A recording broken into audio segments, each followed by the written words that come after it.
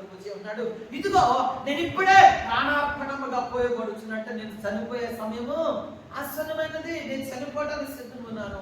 ఇదిగో ప్రభు నన్ను పిలుస్తున్నాడు, ప్రభు నా కొరకు జీవ కిరీటమును దాచించాడు, ఆ జీవ కిరీటం నేను పొందుకోవాలి అని ఆశతో నేను ఎదురు చూస్తున్నాను. కాబట్టి ఇదిగో తిమోతి, నీకేం చెప్తున్నానంటే, నీ ముందు ఉంచబడినటువంటి పరుగులో నువ్వు అలసిపోకూడదు, నువ్వు సొలసిపోకూడదు, నువ్వు బలహీనమైపోకూడదు, నువ్వు వెనక్కి తిరిగి చూడకూడదు. నీ ముందు గోల్ ఏంటంటే, నశించిపోతున్న ఆత్మల రక్షణే నీ ధ్యేయము. నశించిపోతున్న ఆత్మలే రక్షణ నీ ధ్యేయము.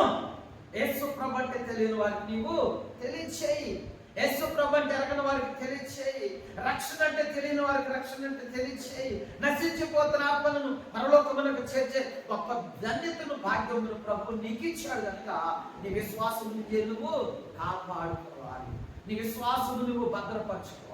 ప్రియ దేవుని సంగమా, ఈ మధ్యాహ్న కాల సమయంలో విశ్వాసిగా ఉన్నటువంటి నీవు, దైవజనుడిగా ఉన్నటువంటి నేను, నా రక్షణ నేను ఏం చేయాలి చెప్పండి? కాపాడుకోవాలి. మీకు ఇచ్చిన రక్షణను మీరు ఏం చేయాలి చెప్పండి? కాపాడుకోవాలి.